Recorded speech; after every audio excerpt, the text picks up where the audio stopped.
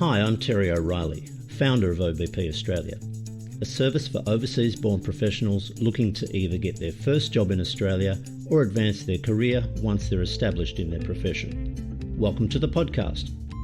Each episode, I'll be talking to an ex-OBP Australia client who's been successful in finding employment in Australia.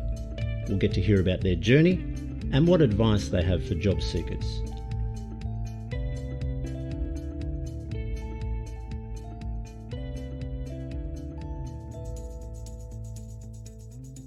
Shihab is an insights and data specialist with extensive experience in the public sector at both state and federal levels, government agencies and private sector. We first met 7 years ago back in 2016. Shihab has always been highly motivated with an eye on his career trajectory. He's joining me today to share his journey. Shihab, welcome to the podcast. Hey Terry, long time no talk, and thanks for inviting me to your podcast. Thanks for joining me. Now, you've been here for quite a while now, but let's just take us back to when you first arrived in Australia. How were those first few months? Well, the first impression, honestly, Terry, I remember it was actually when I arrived to Australia in 2015. I left the airport at 8 p.m. on Thursday, and it was quiet in Perth. So just driving actually from the airport to one of the suburbs in Perth, and it was very, very quiet. But I guess the first few months were full of excitements and joy, because I was just a student, and I'm a type of person actually who really enjoys, changes. So I really loved it, I guess, for the first couple of months here in Australia. Excellent. Now, that being quiet is an interesting comment because some people, even though we know it's 25 million people here, it can feel very empty sometimes. What do you think about that? Yeah, you're right. You're right. I mean, when we talk actually about Australia, which is a big continent here, and you have only 25 million people living around the coast, and when you come actually, because I came all the way actually from the Middle East, which is, yeah, it could be actually quite busy. So you have a lot of people like, in a small city. So it's a different experience, but I guess once you experience like different cultures and different cities as well, you tend to enjoy actually quiet cities after some time. Yeah. And what did you know about Australia before you came? Honestly, Terry, I had a very little knowledge about Australia. I think it was a coincidence.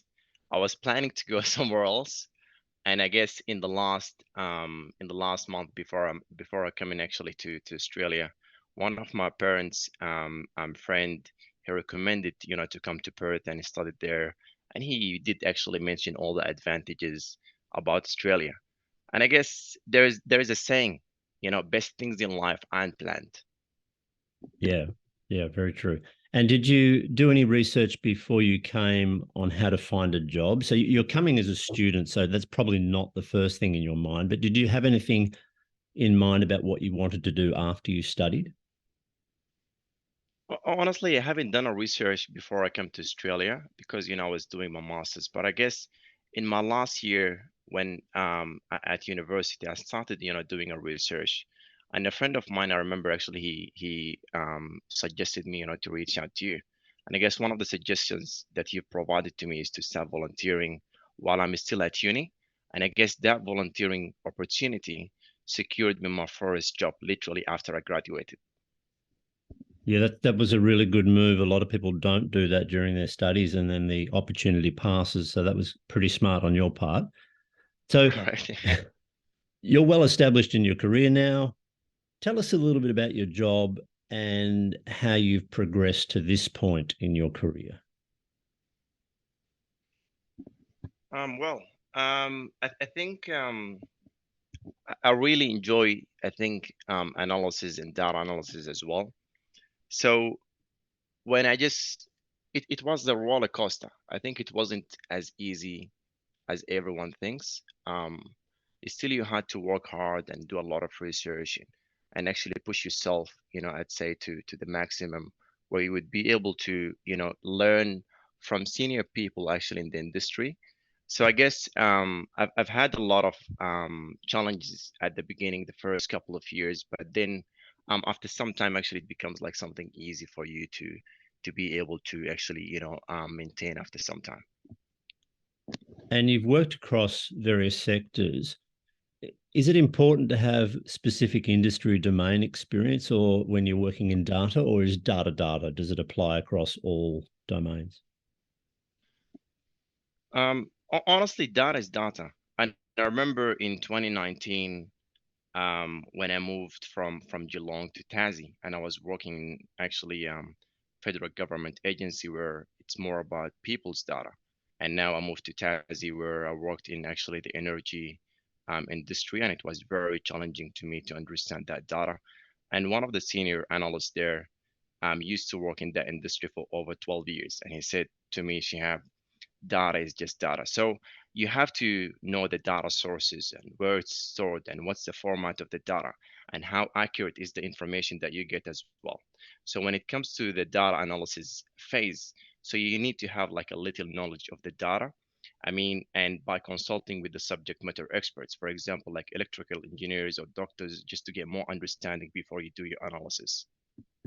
So, when you're moving across sectors, did you find that employers would value industry experience, or is it more about your data analysis skills?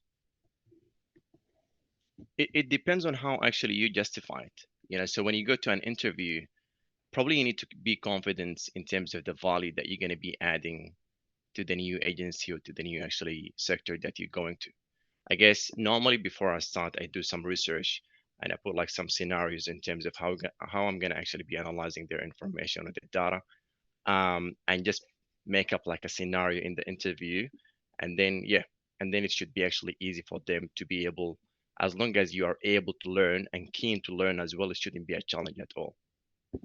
Right. So showing some interest in the industry is important as well, even though you haven't had experience in that area. Is that right? Yeah, correct. Yeah. And look, data's it's a broad term. Just tell me a little bit about what you do on a daily basis in your current role, let's say. Um, First thing first is I need to get my coffee before I squeeze my brain and deal with challenges. And and if you ask all of my colleagues, managers who worked with me, they tell you that Shihab won't start his day without his coffee. Because analysis requires a lot of thinking and squeezing your brain as well. So I guess it varies. So attending meetings most of the time, either to gather requirements from stakeholders, presenting reports, or working with different business areas, like for example, IT teams, just to gather data from them. In Sometimes when it comes to actually, if I'm working on a specific project, I'll be actually having like a daily stand-ups and working actually with IT teams to progress on a specific report. But and other times when I'm not actually involved in a specific project, then we would be doing a lot of planning and working on improving our processes and how to become more efficient, for example, and lessons to be learned as well. So, of all those tasks you've just mentioned, what do you think is the most challenging? What's the toughest part of the job?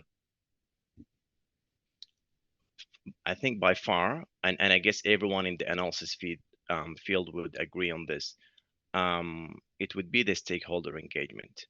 As working with different business areas, people, they have different opinions. And if you'd like to make a change, you have to influence and change as well, either directly or indirectly through your analysis that you are providing to the business. It's funny, isn't it? Because I have a lot of clients, and everybody is so concerned about their technical skills, about their understanding of the role. But you talk to people, and 99% of the problems at work come from dealing with other people. Exactly. And Exactly. we are complicated beings. Everybody is different. People don't get along necessarily, and the challenges usually are generated through your dealings with other people. So that's interesting. And what Yeah. about the most And rewarding? Sorry, go ahead. no, no, I was just saying because it's all about the decision makers, and as an analyst, you do analyze and investigate information and recommend.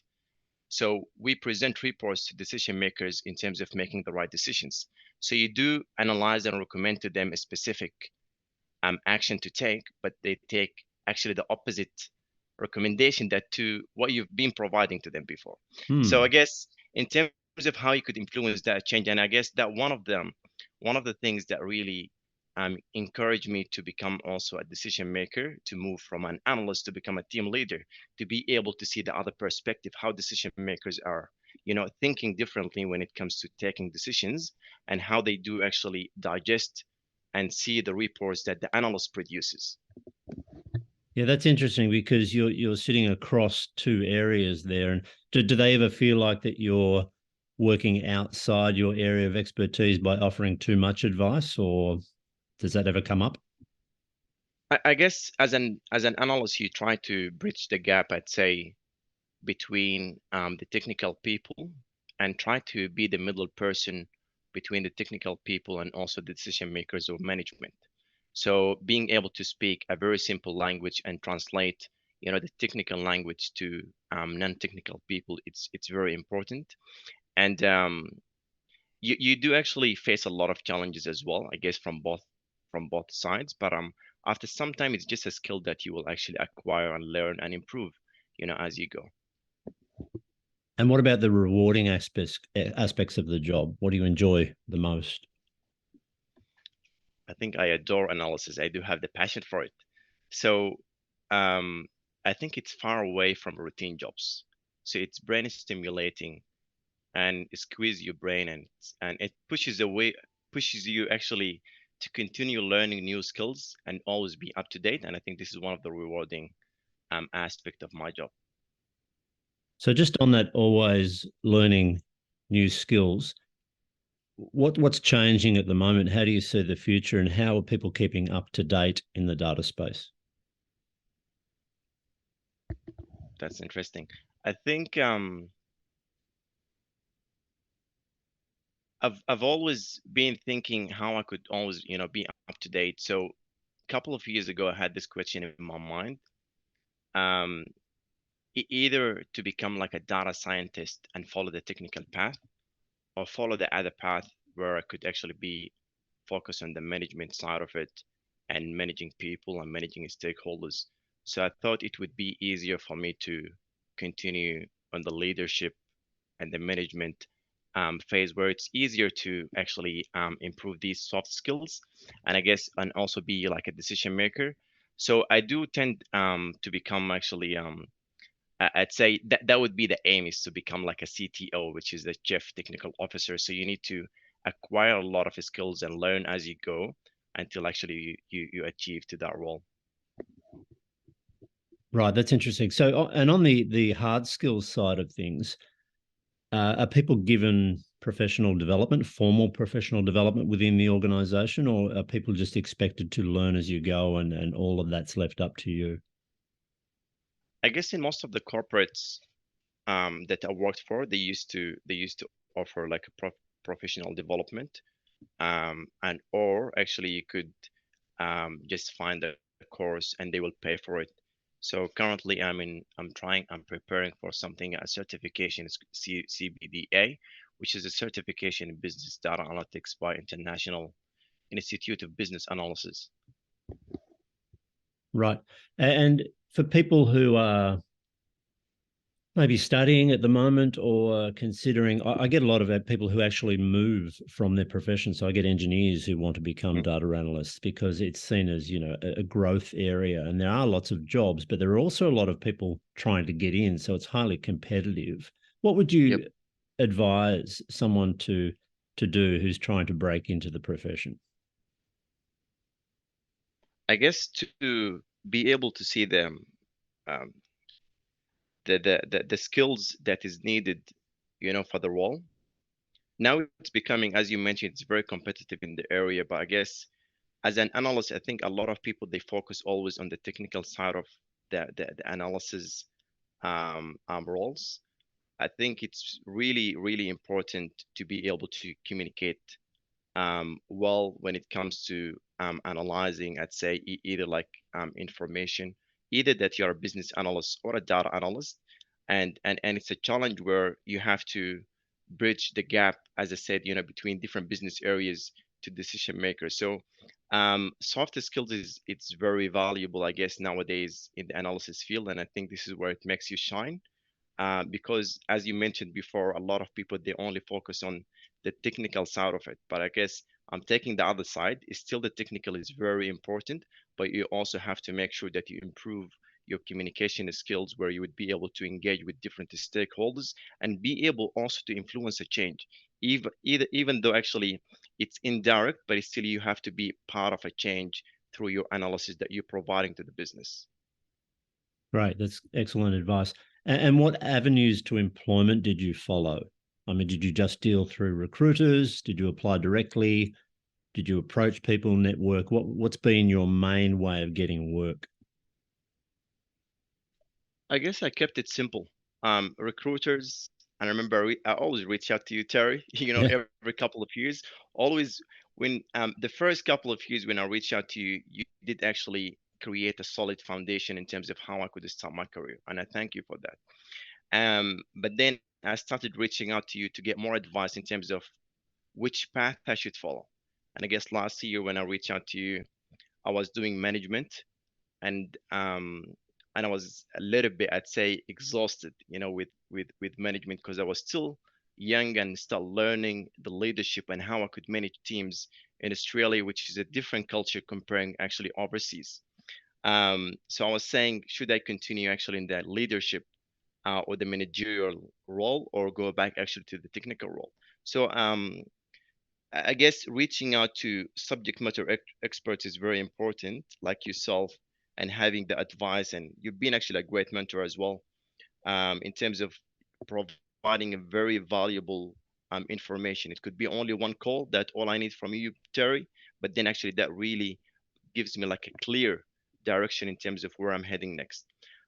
So recruiters applying to expression of interest as well directly to specific organizations.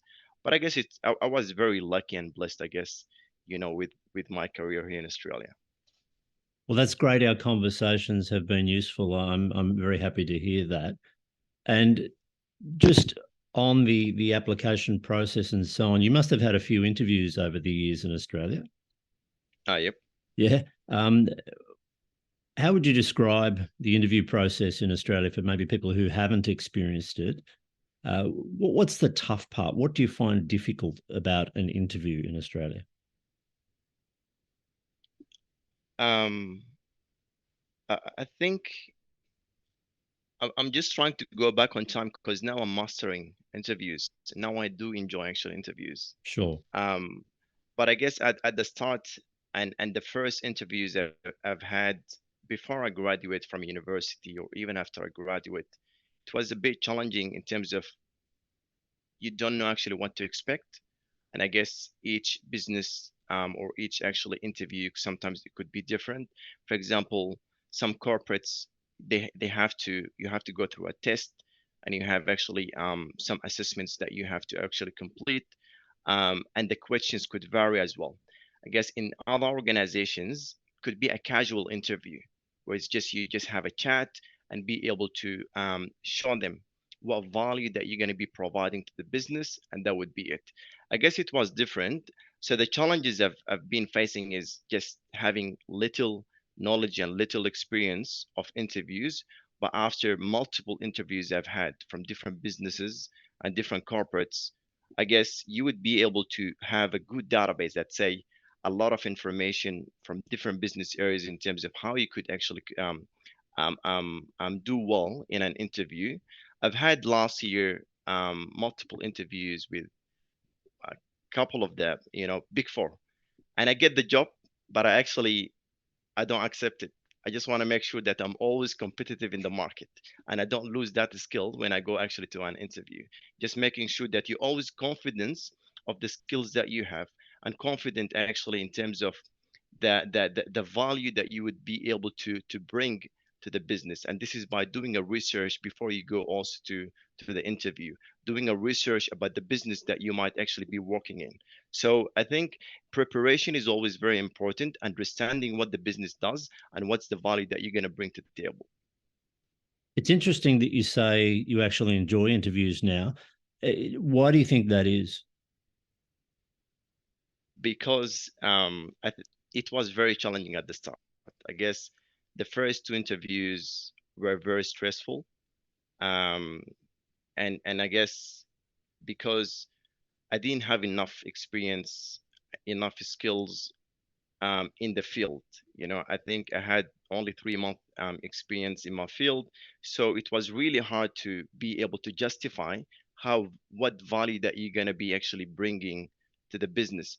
But after a couple of years of experience I'm very confident of the skills that I have in terms of and the value that I'm gonna be adding to the business. So now when you go to any actually corporate or business or organization, I once I do actually enough research, I start making up some scenarios and I start bringing examples in the interview itself in terms of how I'm going to be resolving some of the problems that they have, what value that I'm going to be adding to this specific team. So it gives me that confidence um, that you are valuable everywhere you go. And I guess it's also, I treat myself as a brand. So every now and then you try to acquire new skills.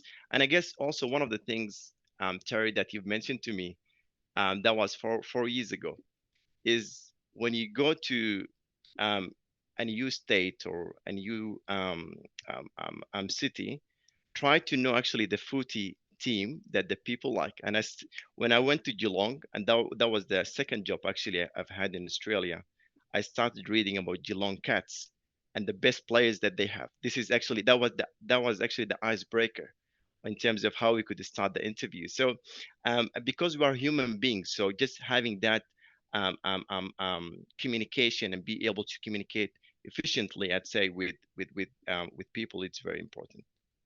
That's a really impressive strategy for approaching interviews, not just the football side of things, but the whole, having the confidence and almost like you're eager to show them almost, what you can bring for their organization. I think that's would be really impressive Exactly. for any employer.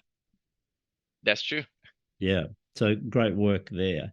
So finally, just to sum up, what advice would you give to somebody perhaps who has their visa, they're about to embark on the immigration journey, they don't know anybody in Australia, and they're just thinking, what is going to be in store for me?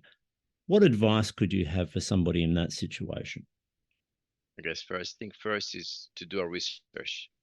They have to do a good research and in terms of understanding the Australian market. Also the skills that is needed in Australia. I guess when you compare, you know, the, the the working culture in Australia comparing to rest of the world, um, I guess here they really admire skills, knowledge and experience are also very valuable. But I think people they not yeah I mean back home experience comes first and knowledge comes second and skills comes third. Here skills is very important where being able to show them that you are able to learn.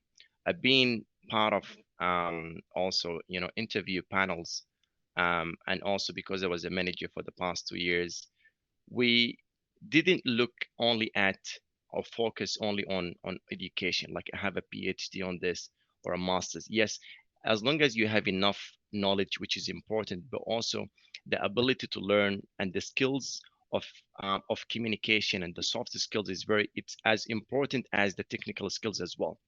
So doing research, understanding actually the skills is needed for your sector is very important, and try to reach out to people. I'd say in LinkedIn. LinkedIn is very good in terms of actually networking. It's all about who you know, not what you know sometimes. Sometimes. Um, so networking is very important as well.